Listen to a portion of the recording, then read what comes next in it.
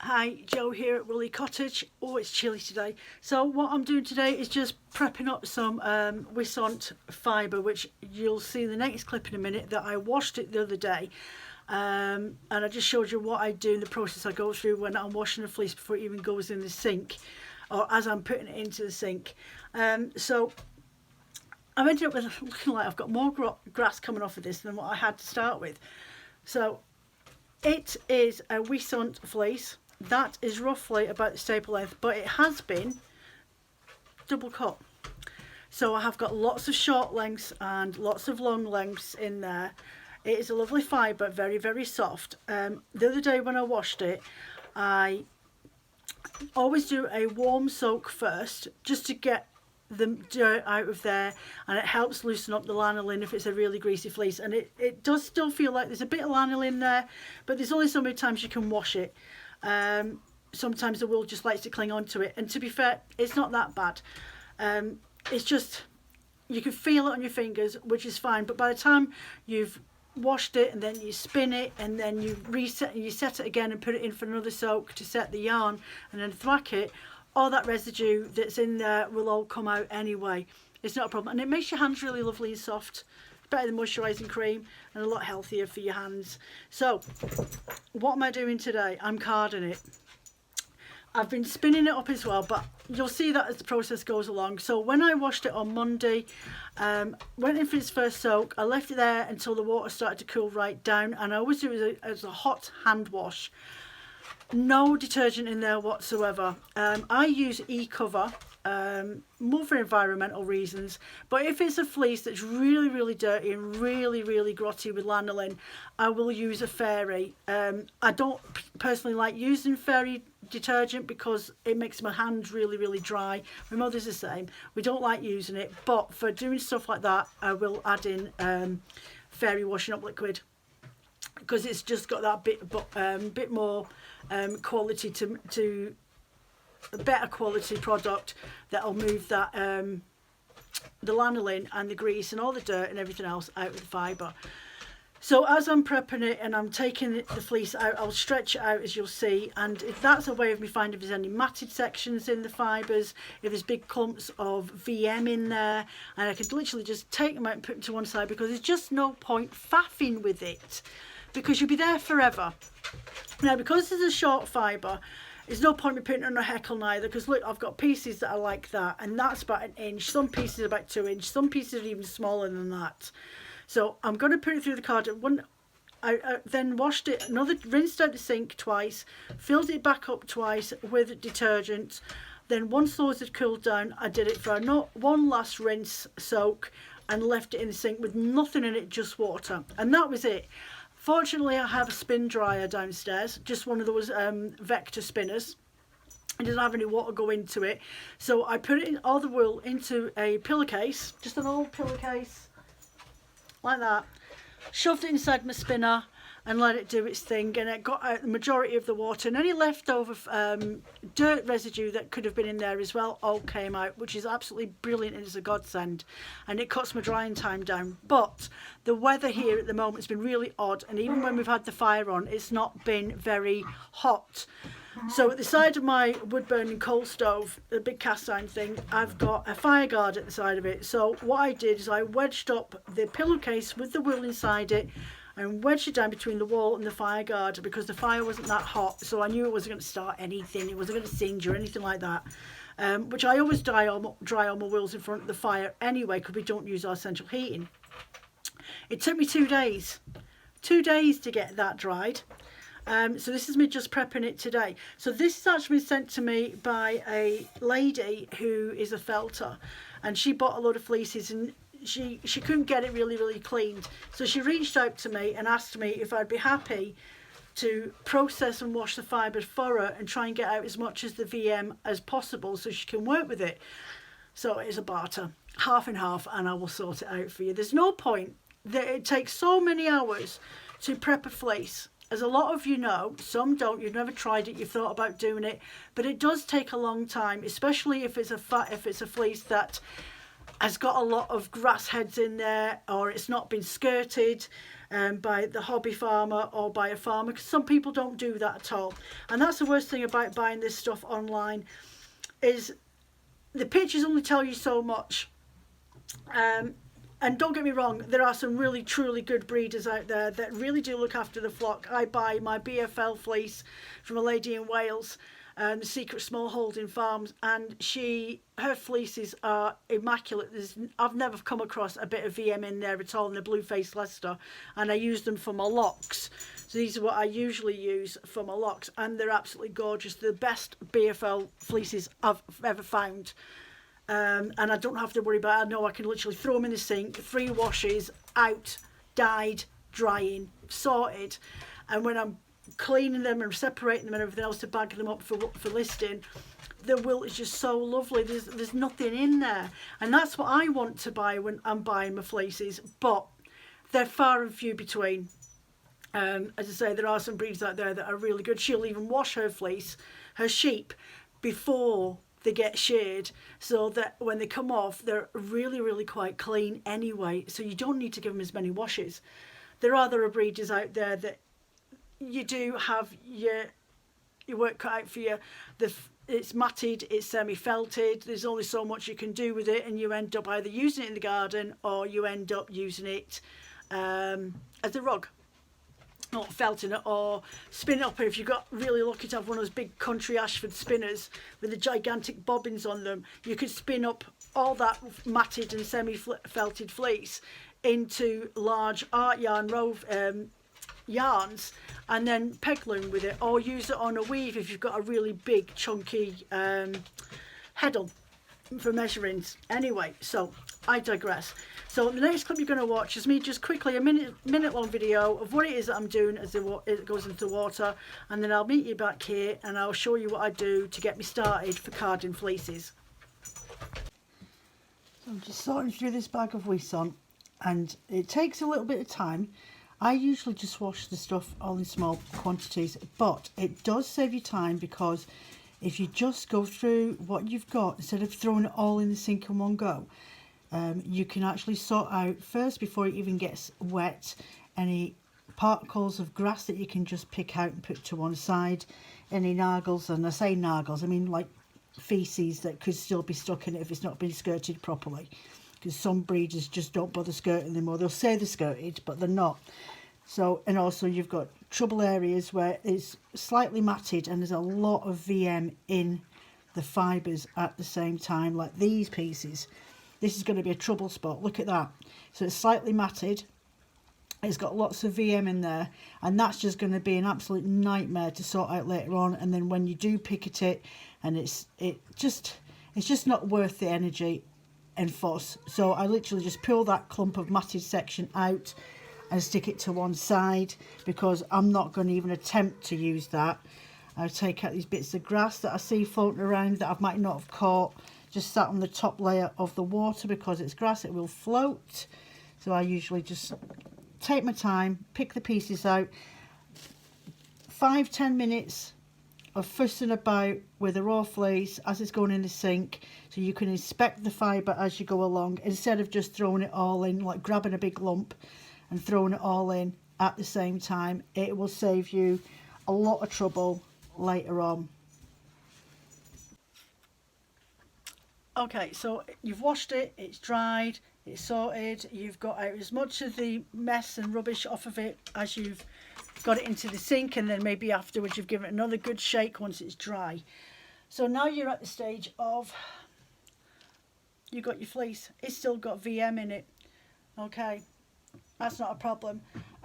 Me personally, I don't mind it being like that too much, because when I'm spinning with it, come down a bit, when I'm spinning with it, the last of the particles that are stuck in the carded bat just pop up as I'm spinning with it anyway. If you're a felter like this lady that sent me this fleece, well, there's quite a few fleeces, and I think there's another 3 downstairs in a box. As a felter, you're pulling the fibres apart anyway, so if you can get through a process, if you're lucky enough to have a carding machine, and card it up yourself, Then by the time you've got to the end process of the last carding, you would see you've probably lost about 75%, maybe 80% of the VM particles that are in there. There are people out there that spend so much time they literally pick out pieces and pieces and pieces, and they spend ages doing it. You can flick the fibres as well. You can put them onto hackles. I've got one that I've made myself. It's down here. Well, I never made it. Phil made it for me. I've had it for years. So you've got hackles. You can make your own. You can buy them online as well. They're about 100 and something pounds, which the Valkyrie ones I've always wanted to get, but maybe one day I'll get them as a special gift. So yeah, what I do now is I get to this point is I just start to peel the fibres apart, and as I'm peeling the fibres apart, the grass particles will fall out, and I'll just literally just stand there and pluck it from side to side, just loosen up these fibres with the hopes every so often I'll hear a load of seed heads or something fall onto the floor, and I literally just pull it apart like that. And I'll do that. I've got 70 grams weighed out here, and then I'll put my particles on that have been opened up, and I'll just card them through.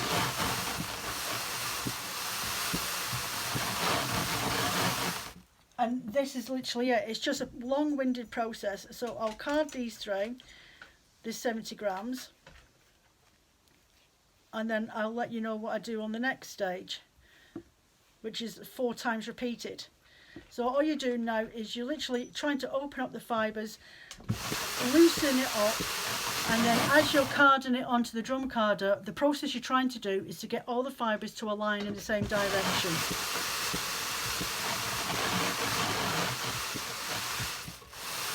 See, there's pieces like that that've got loads of bits in, and I could sit and pull at it and tease at it, but the odds of them coming out is slim, so I'll just chuck it to one side. And you probably find that when you're going through the process of sorting out a fleece, you're losing maybe about a quarter of the fleece that you'd originally started with, which is not bad odds. Some fleeces you end up losing a lot more. So I will pop some music on for you, and I will get on with the rest of the sorting out this fibre, and I will see you when I finish carding this 70 grams on.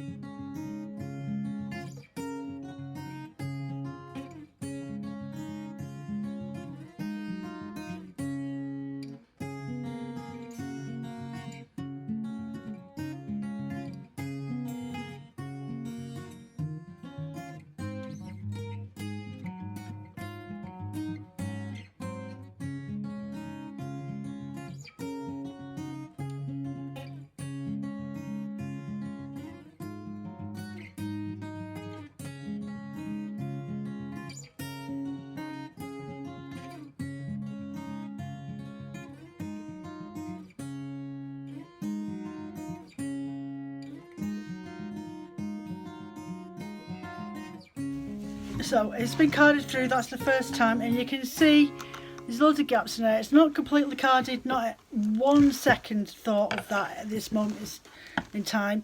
You've still got a lot more work to go because there's a lot of the fibres that are crossing over each other. There's still lumps and bumps in there, a lot more than what you want to have at the end of this process. So I do need my carder.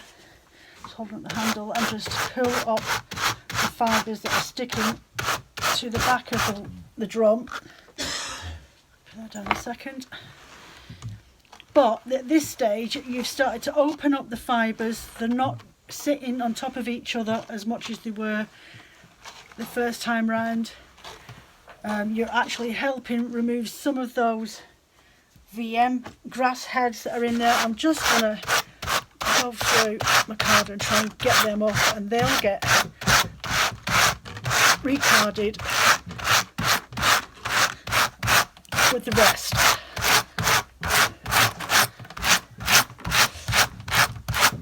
Oh, see, I'm just going to pull that off. That'll get carded in with that.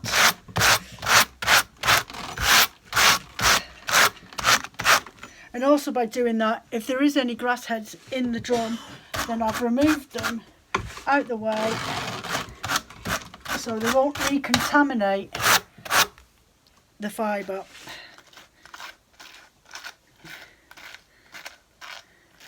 And then just remember just to get your arm or your little dustpan brush, or if you've got a little hoover, remove any of the dust off the back of the brush, and then just scoop your hand in underneath, because the fibres aren't completely carded yet, you will still get little bits that will pop underneath the drum carder, and then scoop them out so that they don't catch. Okay, just give your top bit a clean as well, because there's all these bits of grass heads, tiny little gravelly bits of stones.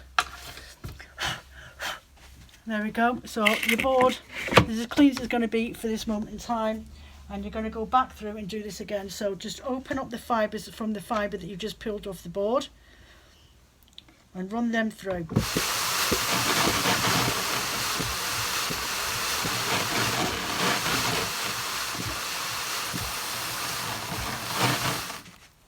Get your carded back that you've just took off. Even though you'll see loads of VM in it, you will see the massive difference once we get onto the last stage. Okay, so what I do is that's the way I've taken it off the board, and I'm just going to put it into 4, maybe 5 strips of fibre, and you'll see the difference in the carded fibre as well as you get to the end. I'm just going to peel that one literally in half. So that is the top, the bottom of the carded back. Now what I'm going to do is turn it on its side and open it up. Tease it open, okay? And I want those fibres, see how you can see holes through it? That's what you want. You can take yourself smaller sections off, whatever you want to do, whatever helps you eliminate the VM as much as you humanly possible. You're never going to get it all out, so please don't fret if you can't. It's all about making it so you can actually work with it later on. Okay, so I've got a couple more pieces on this. So that's the top, bottom, turn it on its side and open it up through those layers that we've been building up as we've gone along. And I've just spotted a piece of grass on the card, so I'm just going to nick that out. So as you go along, you can, if you spot a piece that you think you can get out without having a fight or stabbing your fingers with your tines, then just use your doffer to tease it out. Just give it a little bit of shape as well. Any fibres that you want to put back on because they're stuck onto the liquor. You won't get all the VM, but you'll get a lot more than what you would do not doing this process. So again, and I'm just going to keep repeating this until I get to the end. Open it up. When I come back in a minute, I will show you. Oh, I can feel a nargly bit there.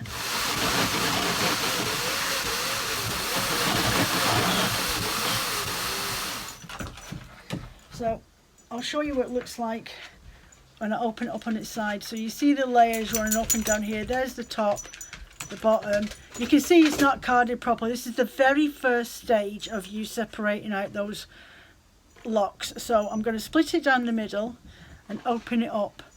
Okay, and you can see all those layers, and that, so you can literally see my hand through it. Okay, that's what you're going to be recarding, and those are opening up the way, open up the particles, the fibres and everything else, so you can aerate and hopefully dislodge a bit more of the grass that's in there. And if you see a piece, just grab it and pick it out. Don't go mental over it. Don't stand there for half an hour and you've only just got through 25 grams of your fibre. You'll be surprised how much you can actually get out by doing this. Okay, so there we go. I'm going to carry on doing this and I will catch you in a bit.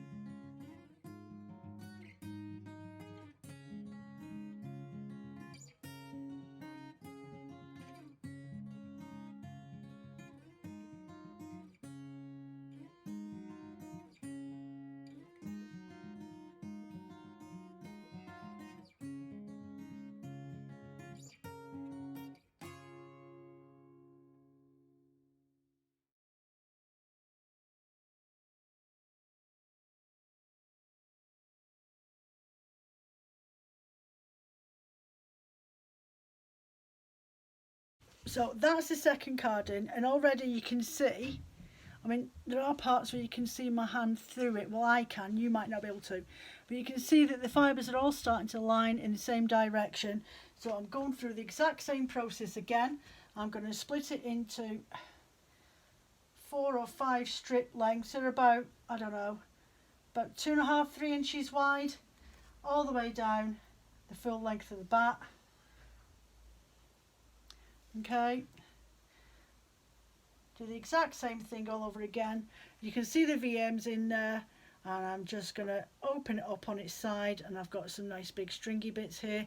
And what happens as well, while the fibres start to compact, the VM particles will start to show up a little bit more, as if they're like they've been combed out of the actual wool locks that you first carded. So anything that was trapped inside those tiny little locks are all now starting to rear their ugly little heads, and you have to just spend a little bit of time plucking them out. So again, open it up, card it through, open up those bats a little bit and the fibres of them so you can see yourself through them again. Just pick out a big piece there.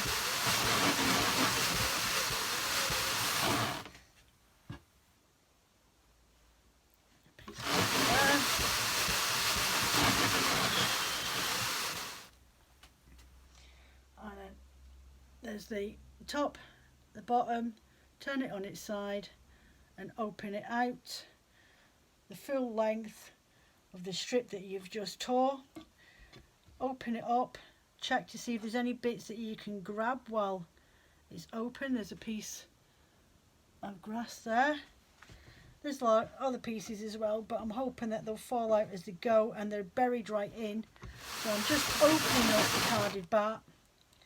You can say if you want to do inch long strips so you can be a bit more thorough, then you can do. But I'm spinning with this, so I don't mind so much because I know that I'm going to lose a lot of this anyway as I'm spinning.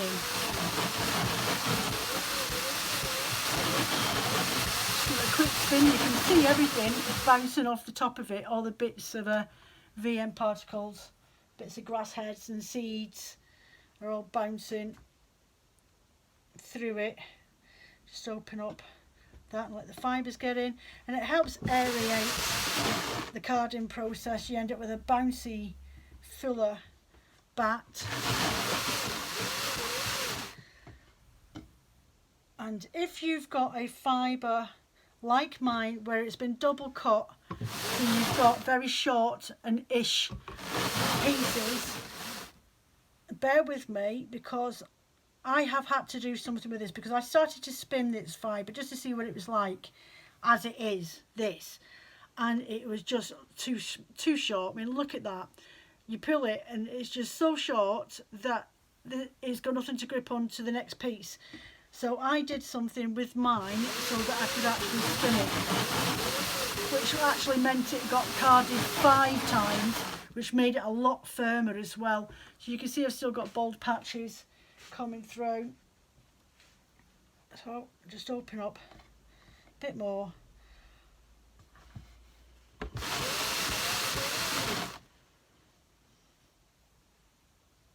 And take out those grassy bits.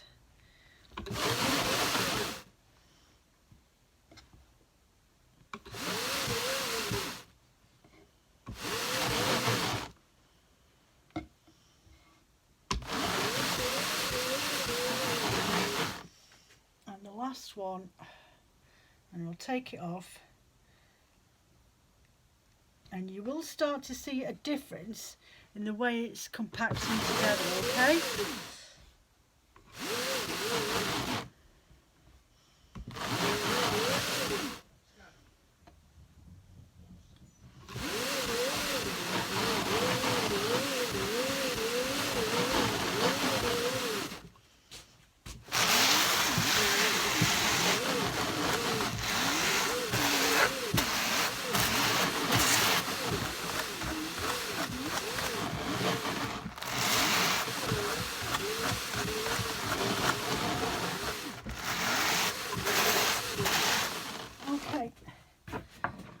So this is the 3rd time on the carder.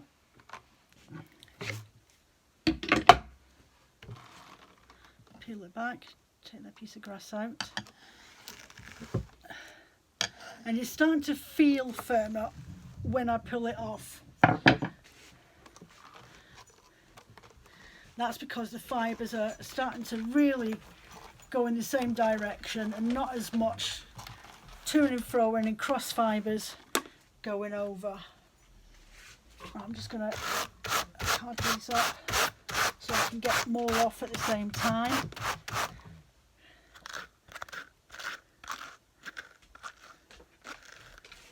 Put that there. Oh.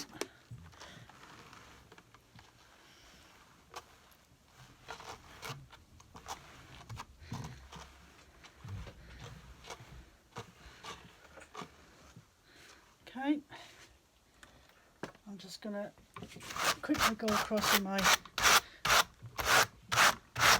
brush, try and get these pieces off so I can run them back through again. If they've got bits of VM in them and it's too much to bear, just chuck them to one side. You can use it as core wool. I mean, it's only grass heads. It's not going to hurt anybody. There we go. So that's that off. Now, any other wools, if it was a longer wool, I would only do this 4 times, but this is going to go through 5 times, but the 5th time is going to be a little bit different. So go back to it again, and I will see you on the other side.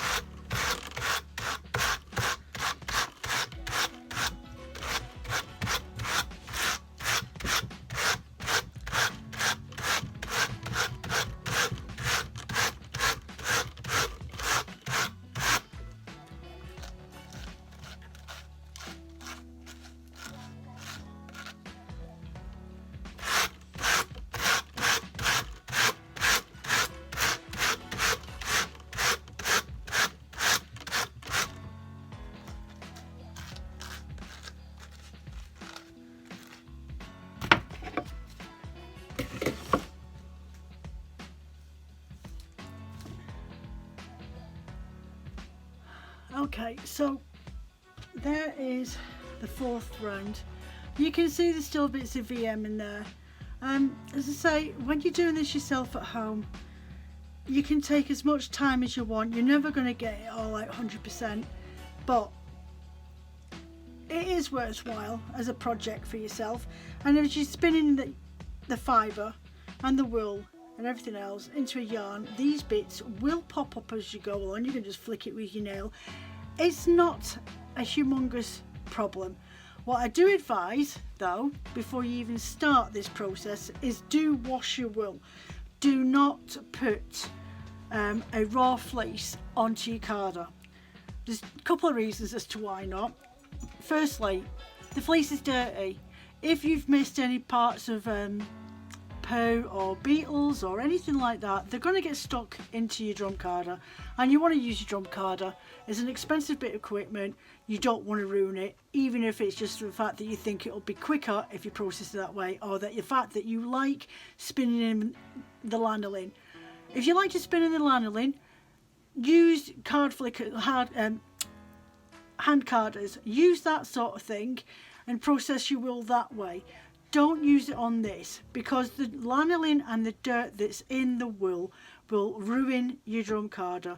It will tug at the tines, okay, and it will twist them, and they'll go in all sorts of directions, and you'll never really be able to correct that at all unless you remove the carding cloth and pay out a fortune for a new one, okay. Secondly, you'll get grease all over it and dirt on it, and the dirt will get stuck in the carding cloth, and you can't clean it completely, not truly.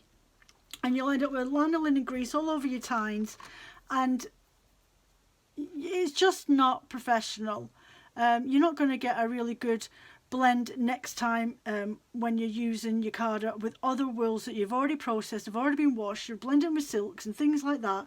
And really, don't ruin your equipment. It's just not worth the hassle. Make sure you give it a good wash. You're never going to get all the lanolin out of it truly until, as I say, you get to that it's been spun, now I'm going to wash it and set it phase. You're always going to feel it just a little bit in your fingers, but that's better than processing a raw fleece that's never been washed on your drum carder. Okay, so because I know my fleece has got really short, look how much compact that is now, right? All the fibres are practically in the same direction.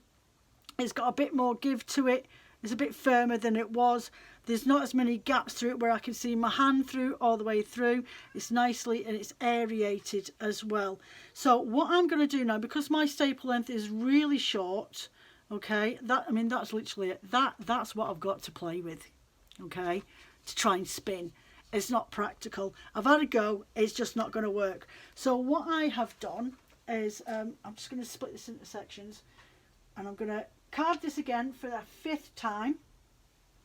But this time I've pulled out of my cupboard, out my stash, some Shetland Moorit, and it's this lovely milk coffee colour, and it looks really, really nice. I have started spinning it up. I have got a sample of it over there on the side, and I'll show you in a minute. But that's what I'm going to do now, is I'm just going to spin this up, card this through. I'm going to cut myself a couple of, round about, there's 70 grams of fibre that I've carded already out of the Ouessant, and I'm going to card it up with this Shetland, which has got a longer stable length on it. And that's what I'd advise. If you've got a fleece that's got lots of double cots in it, or if you're using haiku, alpaca fibres, or a short staple length fibre, go and find yourself a nice roving that's already in your stash and blend it with that, and it definitely helps. I mean, you can add things like alpaca fibres with practically any wool. You just have to remember what type of effect that you're going to get from it. You are going to maybe get a slight halo from it. Some people find it itchy. I don't mind. I've got some yarns of wool that I did and processed not long ago on this channel, and I knitted something up with it, a cowl I ended up knitting, and I dyed it and I processed it and I blended it all together in a way to show you that it's actually quite practical to blend it with a longer fibre instead of saying, oh, I'm never going to spin this, it's too short. Just find something. I mean, I could have used anything with this. I could have used an oatmeal BFL. I could have used a grey Wensleydale, or even a Cheviot, or whatever. What I'll end up doing now with this is ending up, when I'm spinning it, is a slight humbug coffee and dark chocolate look about it, which is really quite pretty. It's quite attractive. So that's what I'm going to do now. So I'm just carding off another sample of a Shetland Moorit in here. This is a really lovely soft, longer stable length than I'm getting from the Ouessant, and it just helps me to be able to spin it off later. So I'm still doing the same thing. I'm still turning my wool round onto its side and opening up those fibres, as you can see here. Yeah, so I'm just doing that, and I do this every time, no matter what fleece I'm working with. This is how I process it. Open up those fibres as I'm going along. It takes you a few seconds of your time. There's a bit of grass there. I'm going to grab that because it's quite easy to grab a hold of.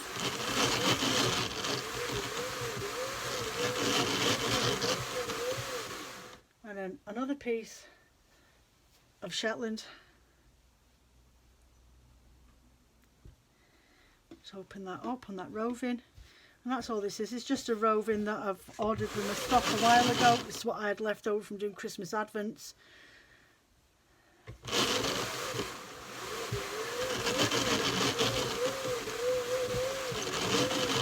Okay, how many more have I got to go through? I've got 3 more of these to do. And just open up those fibres.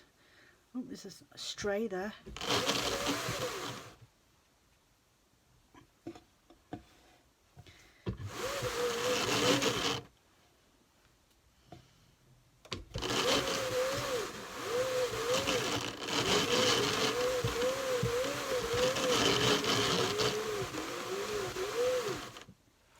Another bit of Shetland.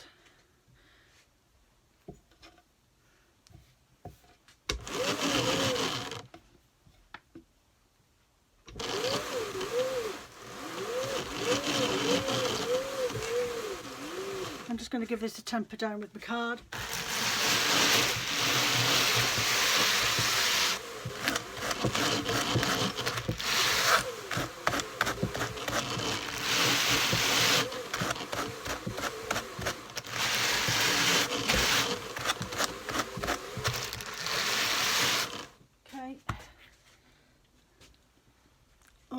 second to last one of these.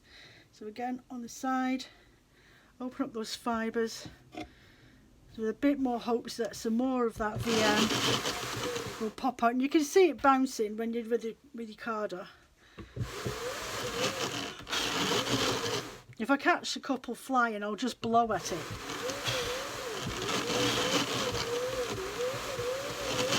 So, and a little bit more.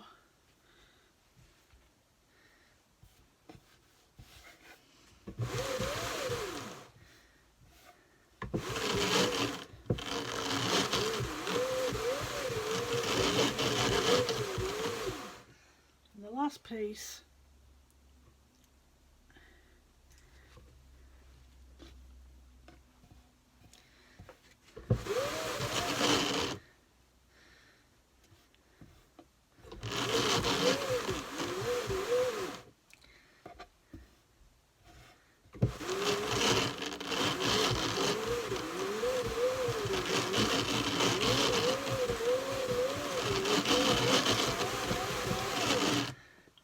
Just a tiny dash more of this, because I haven't had a look in the box to see what other colour Ouessants are in there,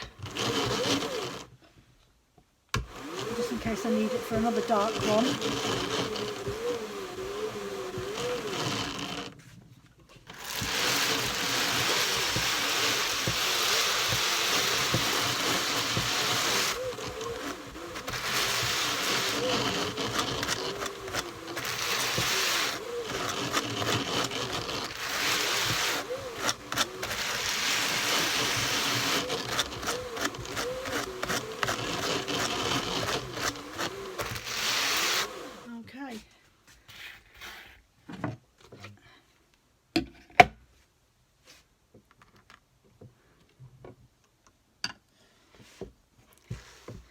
Definitely feels firmer to take off there now that I've added in just that little bit, that other fibre with a little bit more extra staple length in there, just so that I've got something to hold on to when I'm spinning the Ouessant. So this is actually ended up being a 70-30 ratio Ouessant to Shetland Moorit, and it ends up spinning up a bit like a humbug that you would buy from like somewhere like Wilderwood or like Adelaide Walker or various other companies throughout the UK.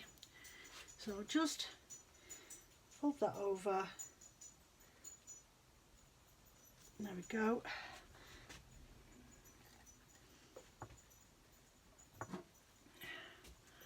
So that is what I've ended up with. And honestly, it spins up really nice. So I have been spinning it. I'll lift up the, oh, sorry. I'll lift up the light so you can actually see.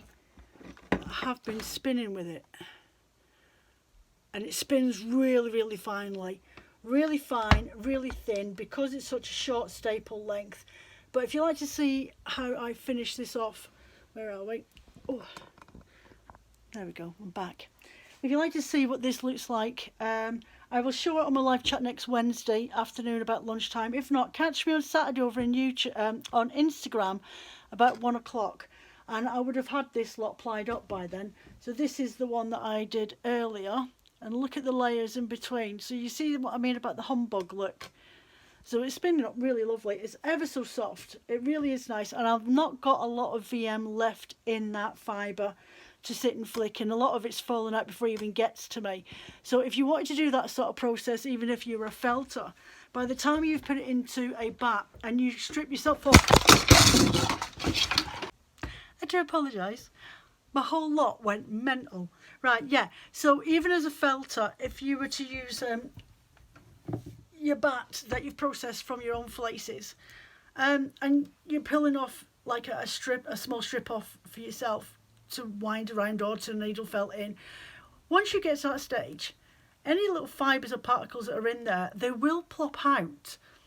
fall out, or you can just pick them out. I mean, they're not in there, they're not super glued in, they will fall out when you're using it. So don't be disheartened if you find get a fleece and it's come back, or it's come to you and it's just completely caked in grass. Just follow the little video at the very beginning of this where I show you how I do it in the process, just to get myself started, to start washing it, just a little bit at a time. I washed for 340 grams of Ouessant fleece in one go. That's roughly about my limit when it goes into a sink, okay, when I'm washing. Even when I'm washing locks, if I'm washing long locks, it's roughly about 300 grams or 200 to 300 grams. I never do massive batches, okay?